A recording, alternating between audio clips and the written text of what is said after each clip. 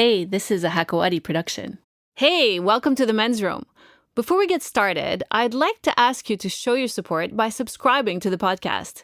It's just one little click.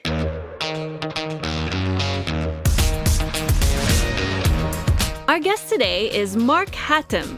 He's a Lebanese singer who rose to fame in 2016 as a contestant on The Voice France, and then soon after that on Dancing with the Stars. He's just finishing a new album. He's already released 3 new singles from that. And he also recently opened a music school. Hi, Marc. Hello. Welcome to the Men's Room. Thank you. I know that you have super busy days. It's smelly right here. Smelly? Yeah, it's the men's room. Oh, yeah. Well, that's just since you came in. Yeah. Oh, thank you. So I know you have really long days. We're recording late tonight. Yeah, what are you up to? I know you just opened a music school. Yeah, we've been open for a year, and it's the fastest growing school in Lebanon because it's totally different from any other school in the world. We work on building. It's called Music Factory. Yeah. And we work on building artists, not just singers or musicians, artists ready to perform on stage. Our motto is where dreams get showcased. I want to take the dream of every single person who enters. I don't call them students, I call them artists. So, and make it ready to be showcased on stage. Until now, we've done 12 concerts in 1 year. They've performed in front of more than 8,000 people. So it's something to be proud of. And the thing that I'm most proud of is forming this family that we call now Music Factory. It's not every individual on its own. It's like really a family. So the students that you take, are they children? Are they adults? Is it both? There's all ages. There are all ages from 4 to 65, but mostly there are students from university. So the people that really want music to be part of their life, of their career, actually. So explain what it takes to actually become an artist. For me, an artist is not someone who has the best voice in the world, or is the best musician in the world, or has the perfect pitch, or there's no perfect. It's the package. You have to know how to entertain. You have to know how to send a message. You have to know how to share your emotions with people. This is a true artist. It's someone who knows his body language, his facial expressions. He needs to, of course, have amazing technique, but everyone can get technique these days. The most important is to have individuality, to have an identity, to be able to communicate with the people. You don't sing if you're not singing for the people. How do you teach that, though? It's about confidence. It's about all the experience that I've had throughout all the hundreds of concerts that I've done till now. So it's really, I'm sharing my experience. This is why I'm happy. It's not something that I majored in, but it's through experience. So do you actually teach them techniques on how to look like they're confident, or are you actually building their confidence? They don't know it, but the confidence gets built. You don't say to someone, hey, you need to have confidence. No. And you don't give them exercises to have confidence. It gets built by its own through the exercises. So what's an exercise that you would give them? First of all the exercises are done in front of mirrors. So they don't have to think about if they're building their confidence. It is getting built alone, because they're accepting themselves more. They are looking in the mirror. If you look in the mirror, you get, how do we say it? Become comfortable with yourself? Not just comfortable. You build an ego. And this type of ego is good for artists. Okay? Even if you're fat, you're thin, you have a big voice, you have a small voice, you are building an ego. And this ego is good on stage, not in life. Plus, all the classes are filmed. They get their tape. They can listen to themselves. They get used to their voices. They will know what people hear when they're talking, when they're singing, what people see when they're singing, when they're performing. And confidence gets built when you know what people see and what people listen to. So it doesn't matter what you think about your voice. It matters what people think about your voice. Your voice is not yours. It's for the people. If you want to sing, you can sing in your head without making any noise. So you need to understand what people hear when you're singing, not what you hear. Maybe when you're sending a voice message to someone, you don't hear your voice back. Yeah. Because you don't like it. Right. But the person behind his phone listening to your voice doesn't say, "Oh my God, I hate her voice." Well. Yeah, sometimes. I don't know. I don't think so. I don't know. Sometimes, probably. Yeah. Some people don't have a good voice. And most people hate the sound of their own voice. Right? But you can have any voice you want if you know how to control everything in your body. Right. Yeah. So when you're at home practicing for your shows, do you stand in front of the mirror to build your ego? Yeah, sometimes. Yeah? No, now I know how I look. So okay. I don't need to do that anymore. Don't need to do it anymore. Yeah. Okay. So why did you decide to do this? You're a singer. I decided to do this because I'm fed up with watching singers go on stage and asking people to pay them for a show that is not entertaining. They're just there to show us their vocal range, their vocal abilities. And this is not why I'm going to watch a concert. I'm going to watch a concert for you to entertain me. If it was for me to cry, for me to be happy, for me to dance, for me to be angry, it depends on the song's message. But I'm not entertained. And especially when we're talking about Arab stars, they even put their lyrics in front of them. It's your own song.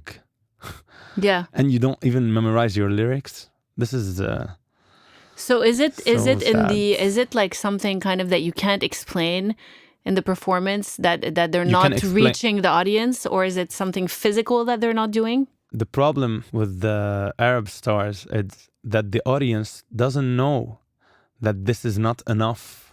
Mm-hmm. But they're still buying tickets. Yeah, because they don't know that it's not enough for you to buy tickets.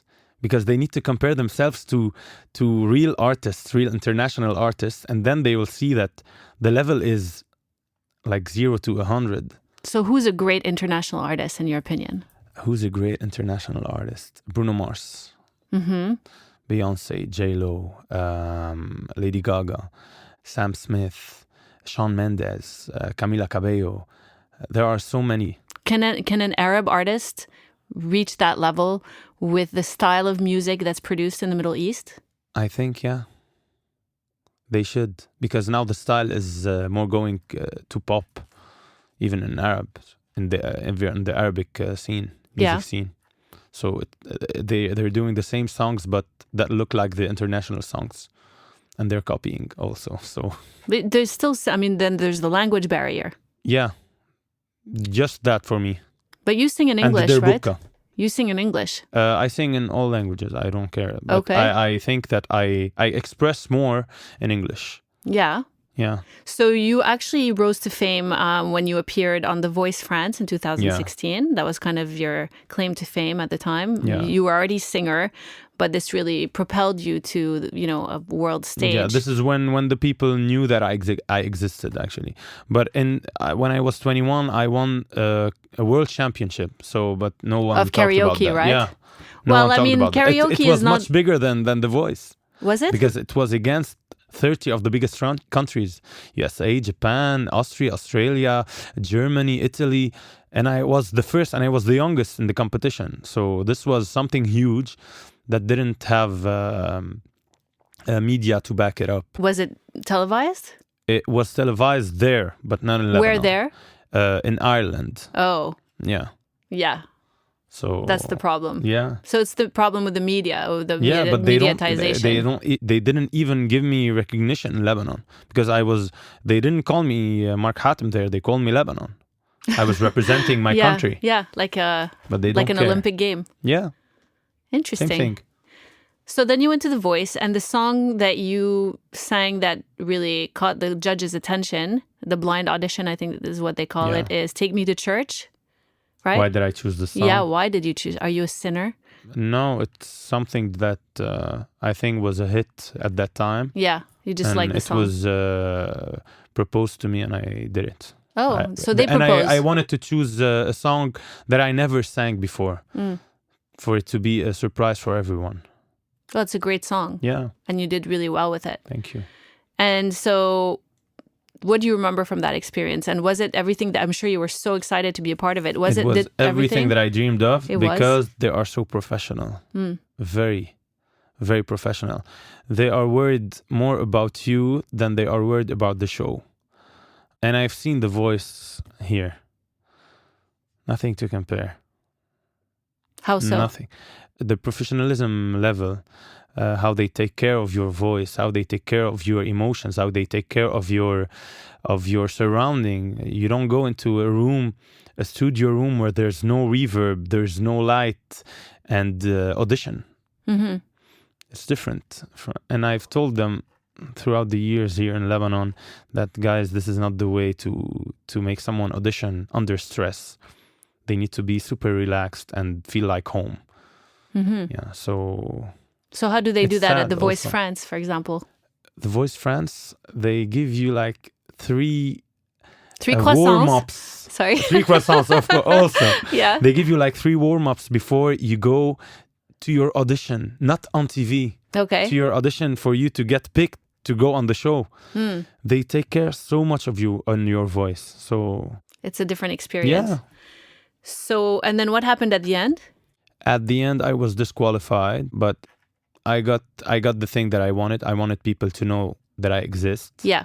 And after that, I started releasing. I went to Dancing with the Stars. Stars. Yeah. Yeah, and I reached the finals. I was second.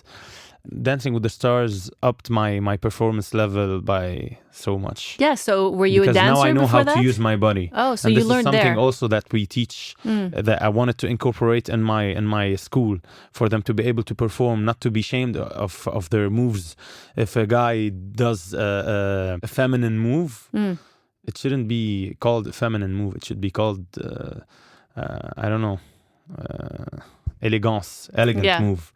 That's a little bit nostalgic, because if you think of like the crooners of the old days, I mean, that was a big part of their performance, like the dancing and the movies. I know. And that's kind but of then gone they away. Stopped. Yeah. And in Lebanon, it's something like if a guy moves, oh my God, he's gay or something. Really? Yeah. Yeah. Well, they are jokes so on them, homophobic. huh? Yeah, I know. Because at the end of the day, I'm sure your fans enjoy that. They like to see you dance. Of course. This is what makes me special, I think.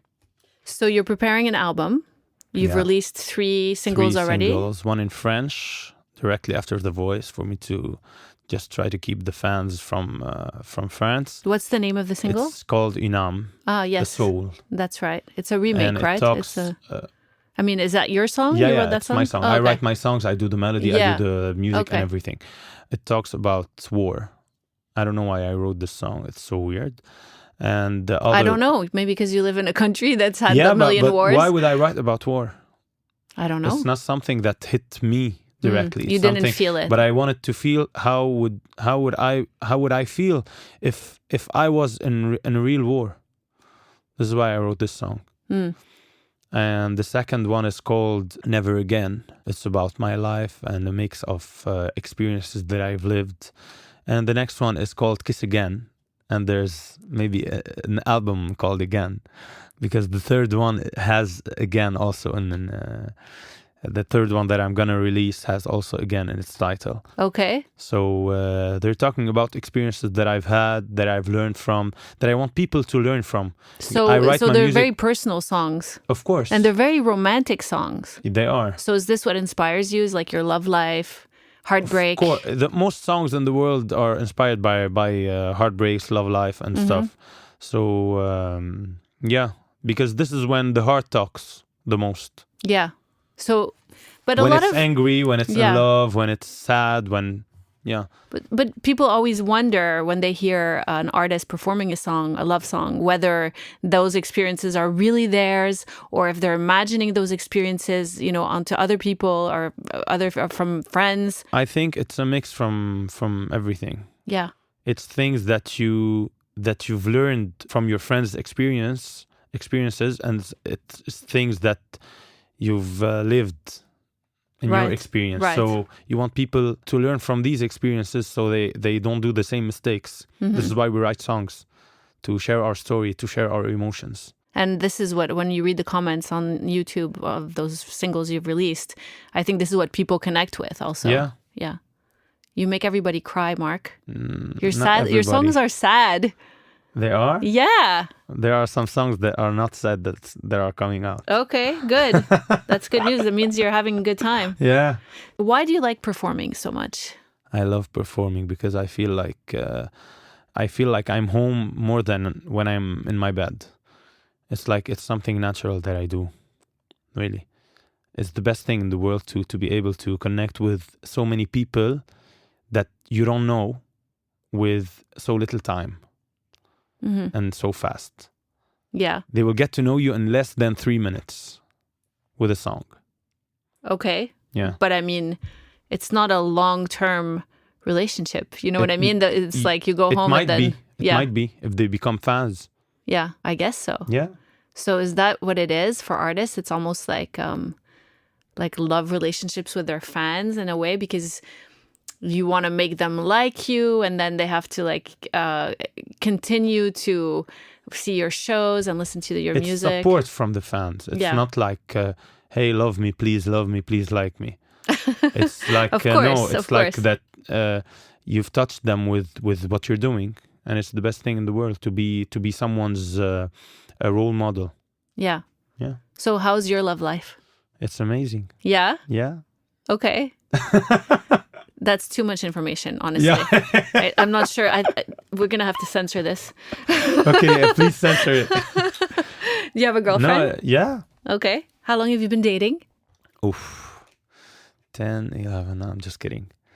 It's been a year and a half, maybe. Okay. Yeah. I'm just wondering, because of your singles, your songs, like if they're based on this relationship or previous relationships. Maybe.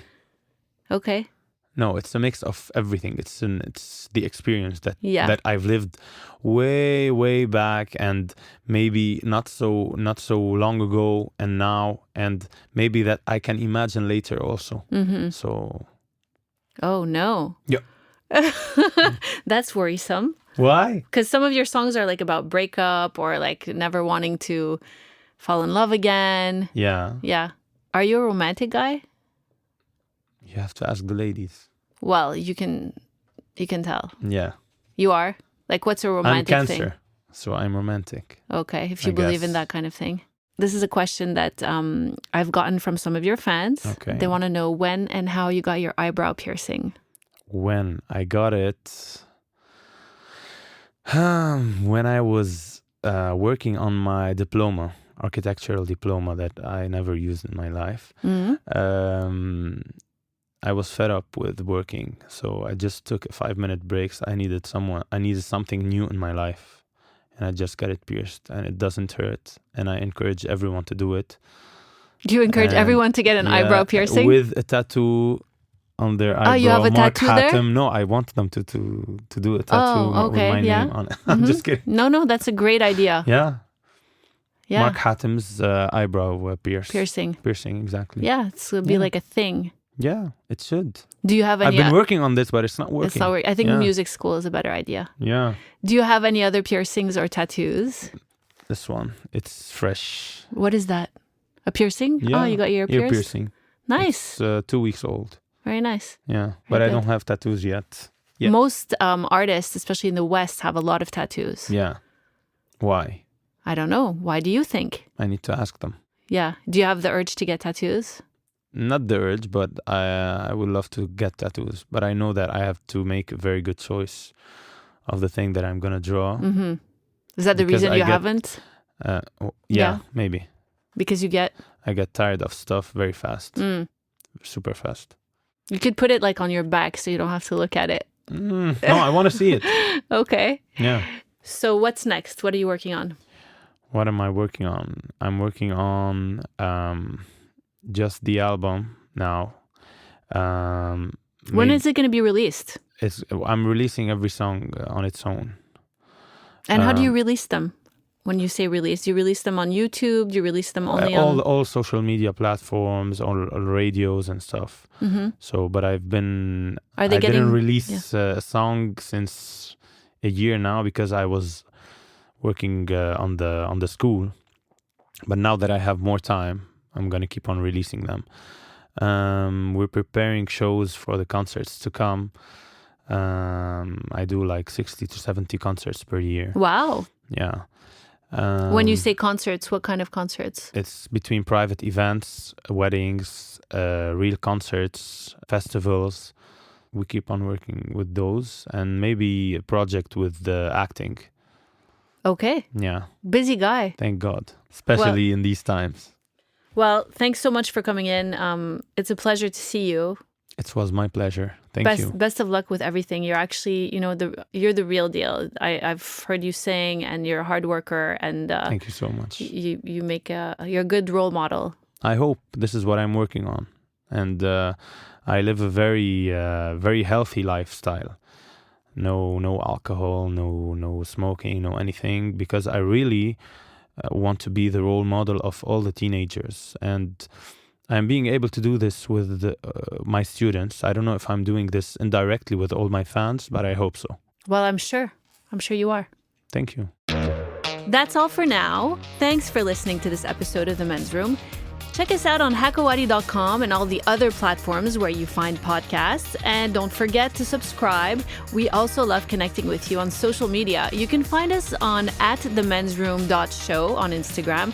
That's where we share great TMR fashion tips as well as some really funny stuff. And head over to @hakawadi.fm to see all the amazing shows we have here. Have a good one.